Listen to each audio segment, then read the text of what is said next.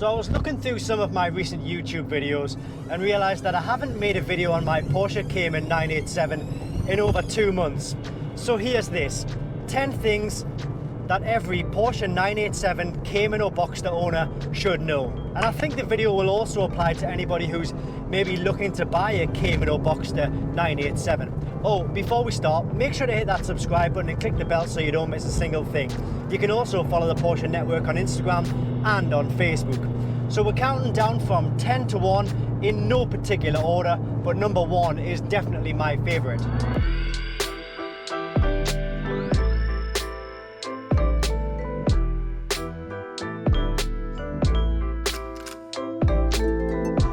The 987 is such a good little sports car, and I often have to look twice when I see the prices of these cars. Right now in the UK, you can pick up a decent Cayman S for around about 10 to 11,000 pounds. You can pick up a 2.7 base model for around about 8 or 9,000 pounds. And when it comes to the Boxster, you can pick up a base model for around about 6 or 7,000 pounds. You can pick up an S model for around about 8 or 9,000 pounds. Yeah, if you look a bit harder, you can probably find cars which are a little bit cheaper than that. If you are looking at buying a cheaper Porsche Cayman or Boxster, make sure you do your homework on it. It's probably cheap for a reason.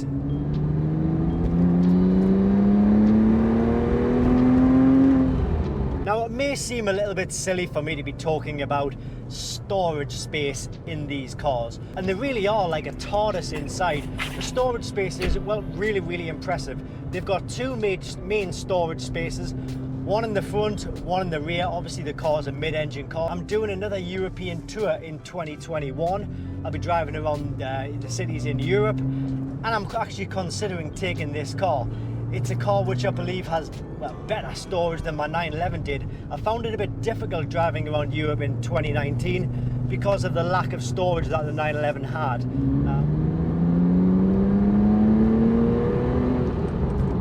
So number 8 on the list is the handling and the performance of these cars.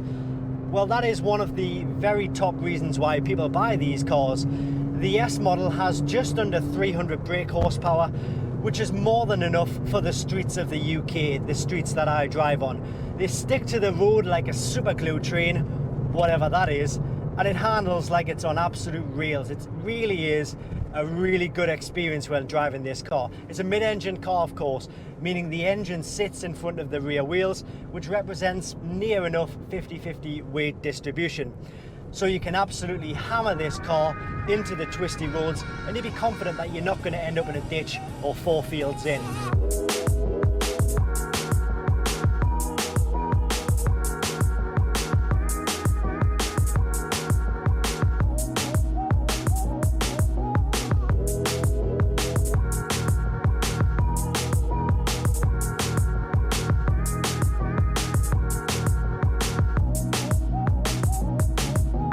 I see no reason though why somebody couldn't achieve around about 320 to 330 brake horsepower out of one of these cars with a few modifications. And I don't drive this as much as I do my 911, but when I do get the chance to sit in the little cockpit of this car, I'm convinced that I always have as much fun, if not more fun, than I do in my 911 997. So number 7 on the list is, having carried out a few jobs on my Cayman 987, I would say they're pretty easy to work on overall. All of the serviceable parts that you need to change, like the plugs, the coils, the oils, the filters, they generally have easy access to them, but you will need to compromise. It's not like a BMW where you can just lift the trunk, the bonnet, and get access to all of the parts that you need to change. The compromise is you're either going to have to get under the car, or you're going to need to remove the engine cover, which sits right behind me here. So if you do plan to work on these cars, yeah, expect a little bit of a compromise. And I would say if you are planning to do your own work, then an absolute essential is the ICOS POR version 1.0 kit. You hear me banging on about it all the time, but it'll basically read and clear codes and warning lights for the main systems like engines, airbags, ABS, transmission, PSM. It'll do oil service resets as well. So I'd really recommend that, as I say, if you are looking to do your own work on one of these 987s. And I'm going to put the link to this kit in the description below this video, so check it out if you have a second. But when it comes to prices for servicing on this car, they're still not even that bad. I mean, an oil and a filter change at a Porsche specialist will generally cost you around about £180, but you can get the parts yourself and do it for about £90. £65 for a brake fluid change, £65 for an auxiliary belt change, and if you wanted to do the plugs and the ignition coils yourself, then you're looking at about £250. What the... Right, I've just got a check engine light on here, and I talk about timing. I don't know if that's the best timing in the world or the worst timing in the world, but I guess I'm gonna have to use my POR version 1.0. Bastard. Fuck.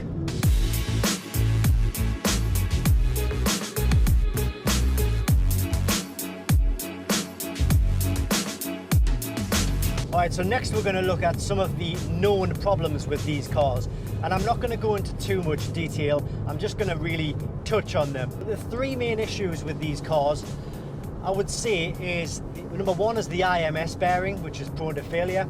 Number two is bore scoring, and number three is the shifter cable snapping. Depends on your specific model year. Those bits of information have a big impact on whether those problems will affect your car or not. So it's very much worth looking into if you are maybe thinking about buying one of these cars. Sadly though, because of the internet, a lot of these problems are blown way out of proportion, but they do exist, so it really is worth looking into them and being serious about it when you do look into them. Number 5 on the list is the exhaust systems on these cars. The standard exhaust that Porsche installed to these cars is unfortunately, well, pretty underwhelming. And to anybody who, it just doesn't sound like it doesn't sound like it should. And to anybody who likes to put their foot down, plant the right foot, most drivers and enthusiasts do like a really sporty exhaust sound right behind them when they're putting their foot down. So if that is you, if you do like a sporty exhaust sound, then you're going to want to change or replace or upgrade your exhaust system. There are a number of good options out there. Right now I've got the Carnival exhaust on my car, but I've heard good things about Soul Performance and also I think it's Fab Speed as well, so maybe worth checking those guys out as well. But I would definitely recommend Carnival. That's what I've got installed into this car.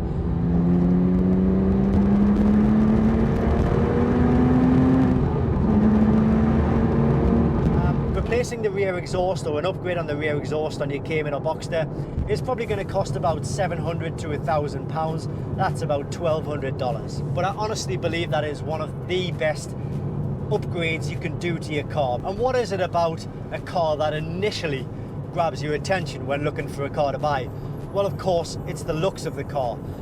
And my opinion, for whatever it's worth, is that the Cayman 987 or the Boxster 987, it just doesn't look as good as the 911, but that's okay. That's not a bad thing, because the 987 is not in competition with the 911s. It's in competitions with your Mazda MX-5s, your Miatas, your Honda S2000s, your Audi TTs. And even though performance-wise, this car would hopefully piss all over those cars, even though it doesn't look as good as the 911, it still looks fucking great. No, it doesn't have classic looks, but I think those days are not too far away, to be honest with you. The car's curves are beautiful, the styling is beautiful, and will ultimately prove to be a winner in years to come. You heard it here first.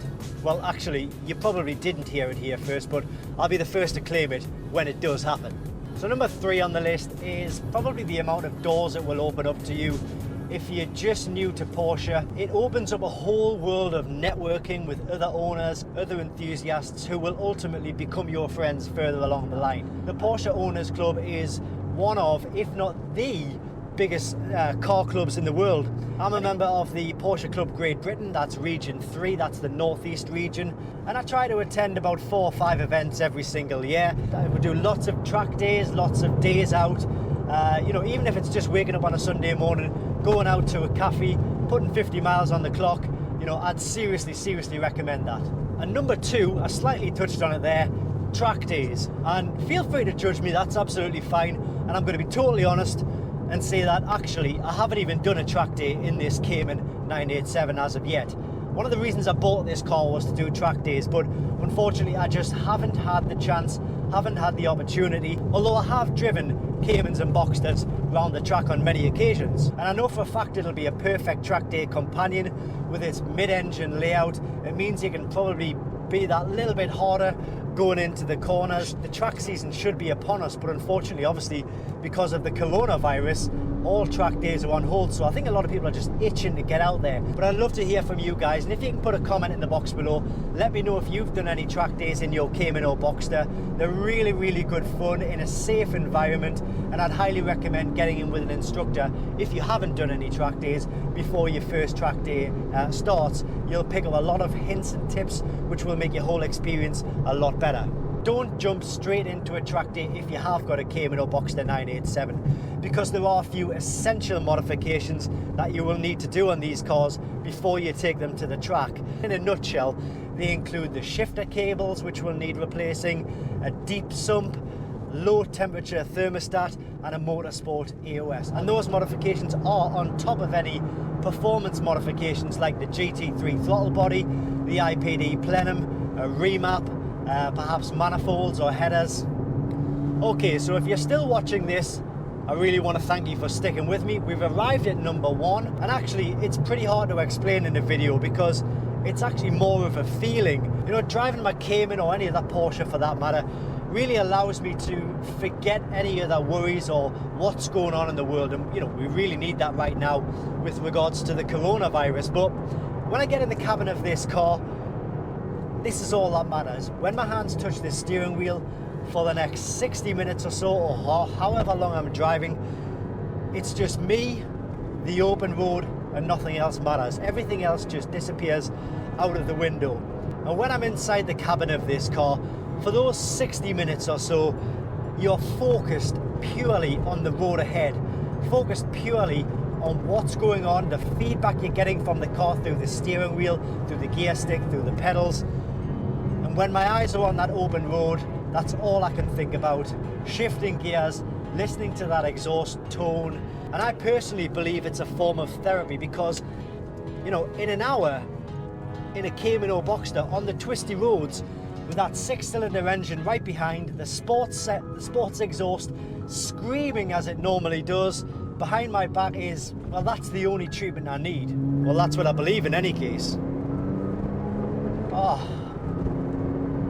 You know, it's not a new car. It's not a super expensive car. And there are lots of cars out there on the road, even family saloon cars, which are faster, which are quicker, but they wouldn't give the same level of enjoyment. It gives you the perfect excuse just to get out the house. Of an evening, what would you normally be doing? Sitting in front of the TV, Sunday, Saturday morning, 5 a.m, 6 a.m, when there's no one on the roads. But I guess the only way you'll really understand is if you drive one yourself, if you own one yourself, if you take on the experience. And I, like thousands of others who own these cars, are so grateful for these cars, and that's all we can ask for. Enjoyment, things that make us happy, things that make us feel good. And this does that. It does it 1,000 times over. So guys, I really appreciate you watching this video. I hope you've enjoyed it. If you have, I'll really appreciate it if you can hit that like button. If you haven't already subscribed, make sure to hit that subscribe button and click the bell so you don't miss a single thing. You can also follow the Porsche Network on Instagram and on Facebook. It's such a good car. I'll see you next time on the Porsche Network.